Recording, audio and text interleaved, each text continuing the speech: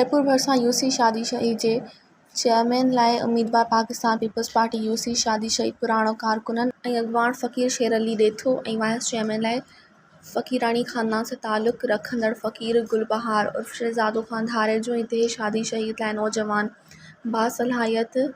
हर ख़बर खां बाख़बर रखंदड़ फ़क़ीर अब्दुल सत्तार मेहराणी खे यूसी शादी शहीद जी अवाम पारां मुक़ररु कयो वियो आहे, जेके दरगाह लौंग फ़क़ीर खां खैरपुर सवे गारियुनि जी रैली ऐं दुहिल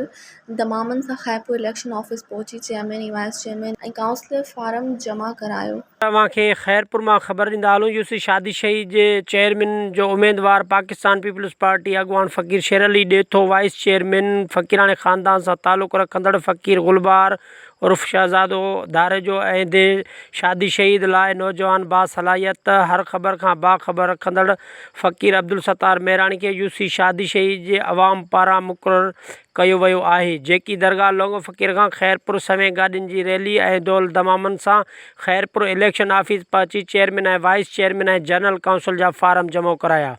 उन मौक़े ते अॻवाननि ॻाल्हाईंदे चयो त असां हमेशह यूसी जी अवाम जी ख़िदमत कई आहे। अवाम असां ते एतमाद करे असांखे ॿीहर ख़िदमत करण जो मौक़ो ॾिनो आहे। इंशाअल्लाह हमेशह जीअं हिन भेरे बि भरपूर ख़िदमत कंदासीं ऐं दरगाह हज़रत लौंग फ़क़ीर जे सजादा नशीन फ़क़ीर शेर अली ॾेथो वधीक चयो त यूसी शादी शहीद जी अवाम लाइ असां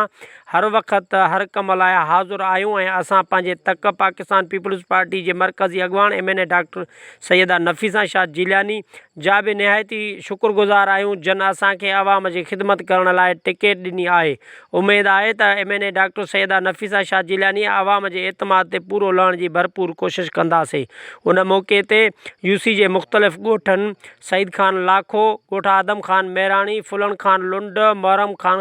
ख़ासकेली,